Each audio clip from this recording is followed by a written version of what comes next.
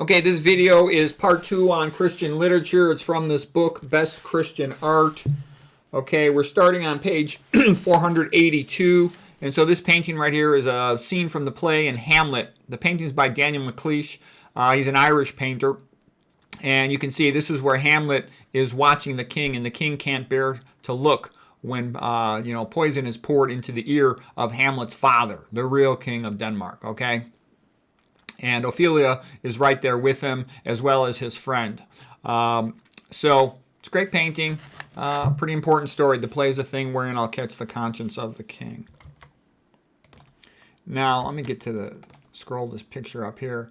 This is a painting of Ophelia, and it's a magnificent painting. It's by John Everett Millay. He was of the school called the Pre-Raphaelite Brotherhood, and they're the ones that were promoted by John Ruskin, the great John Ruskin speech. Actually, I'll put the link down below for the John Ruskin speech. It's the 1853 speech to talk about the benefit of the Pre-Raphaelites in comparison with the other painters. He felt the Pre-Raphaelites had gone back to a time before Raphael, the great painting at the high point of the Renaissance in the Vatican.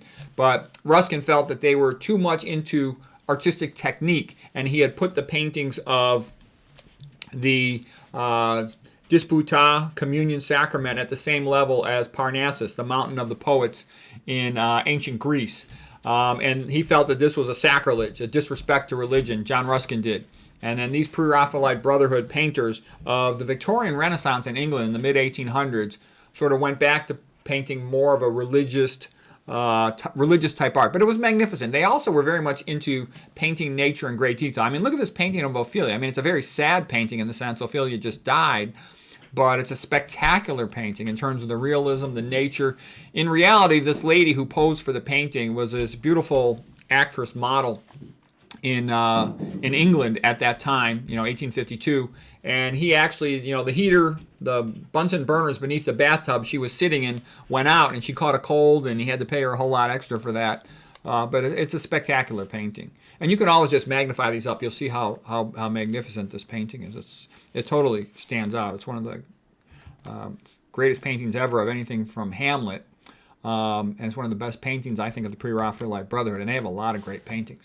Okay, here's another painting which, in my opinion, has spectacular art, but kind of a weak story. All this talent. So this is called The Young Bull. The painter's name is Paulus Potter from 1647. And you have this incredible skill to dictate this detail so realistically. But I say to myself, and Ruskin would say, why would somebody take all this skill and all the time to paint this, to paint such a mundane scene?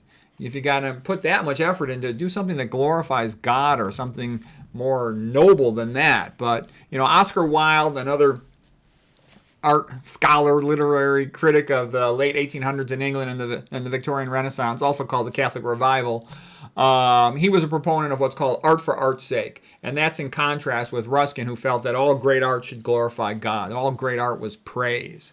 So some would say, just enjoy the painting. And it is a magnificent painting, and it's this guy's best painting of his career, Potter. But, he could have painted anything with all that skill. Okay, here is a painting of Goethe. So Goethe is the great writer from Germany. He's sort of like what Shakespeare is to English literature. That's what he is to Germany. And he wrote a little bit later, around 1800, a little bit before 1800 and whatnot. And he wrote the great famous book, The Sorrows of Young Werther. Young Werther was a guy who fell in love with the girl Charlotte. And he, even though she was probably going to be married to another guy in about 2 years, he just couldn't help being in love with her, and he wrote to his friend William, and back around 1800, there were no cell phones in that day, how much he loved the way Charlotte walks, the way Charlotte talks, the way she interacts with her siblings, the way she dresses, everything about her. Okay, and the reason I say that is, what I would say to people, like I tutor students sometimes. People send me these college kids, high school kids, med school students, and I tell them, look, I've had guys who flunked their residency boards 5 times. They study with me, and they pass. So what am I trying to say?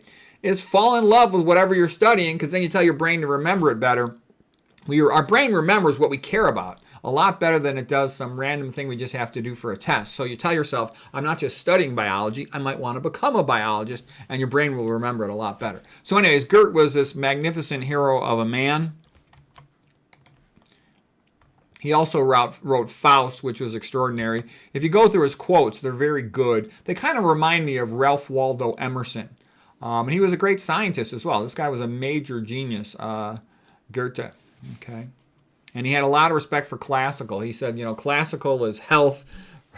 Romanticism to some extent is sickness. And that's a bit of an exaggeration. There's a lot of good things about romanticism as well. And I kind of like Ayn Rand's take on it. She said she's a romantic realist. I agree with that. If you study art and literature, I think you'll see that's a compelling statement. Okay, now here's some paintings from Faust, the great literary masterpiece of Goethe. And the deal with Faust was that he was a frustrated scholar, the doctor, the man with all the degrees, all the knowledge, sort of the big shot in the academic world. But he was sad and frustrated that he knew that he really didn't know that much useful information. He felt like a phony, like a fraud. And he was even thinking about putting an end to it all, drinking this, hemlock-like stuff. And it was Easter morning, and then he looked out his window and he saw all these families going to church, and they seemed so happy. And he could remember when he was a child going with his parents to church and how happy he was. And that got him to say, oh, no, I'm not going to do this. There has to be another way that I can find happiness and meaning in life. And the story takes off from there. And that reminds me a lot of Fyodor Dostoevsky's statements about what life was like for him in the concentration camps in Russia, where he said the men who had happy memories of their childhood, they were much more resilient and could endure a lot more deprivation, if you will. And it's sort of like they had hope. So, religion, Christianity brings hope. A happy childhood gives a person more hope. So it's a magnificent painting. I think it's an awesome painting. And I've seen that. Religious people, they got a lot more resilience. All these atheists, I've seen them are a bunch of losers. Okay, let's see. He remembers happier days from his family. The theme goes with the Easter song by Keith Green. Also, Gretchen Stanchen by Schubert.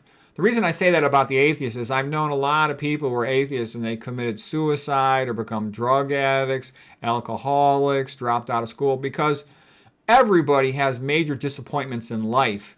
And you have to be able to bounce back from it. And if you've got a deep, optimistic religious worldview, you're much more likely to bounce back from it, as well as a sense of destiny. That helps a lot. That's why I talk philosophy a lot with people that want to be serious about high-level achievements as students or athletes, because you have to have that personal philosophy. The great ones do. Most of them do. And if you want to get there, that's part of it. Okay, this is a quote by Goethe. Sometimes our fate resembles a fruit tree in winter. Who would think those branches would turn green again and blossom? But we hope it and we know it. Yeah, and it's like, Martin Luther had said the same thing. He says, the proof of the resurrection is every year in springtime. Okay, here's Dr. Faust and the appearance of the spirit from Goethe. This is a painting by Edward Corbould from 1852. And basically, I'm not going to go into all the details of Faust. And I wish I could read it in the original German. If I could live my life over again, studying other languages, one thing I would do big time. So Faust fell in love with this girl named Gretchen, and he kind of was a bit of a jerk, and he sort of took advantage of her and didn't treat her as well as he should have. But Gretchen really loved him, and she prayed for him despite all his misbehavior. And her love for him and her prayers for him actually saved his life. In the context of the story, it'll make sense. So here's Gretchen, dejected and sad, praying for Faust.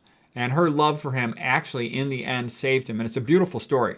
And it really is great. And I think there's a lot of truth in how it all works and karma and all this stuff. So anyways, it's a magnificent story. This is a painting by Ari Scheffer of Gretchen in 1832. Okay, we're almost done here for today. I'll show you this painting here. I like it. This is Gulliver tied down by the Lilliputians. And the emphasis in this, little video here is just on the art.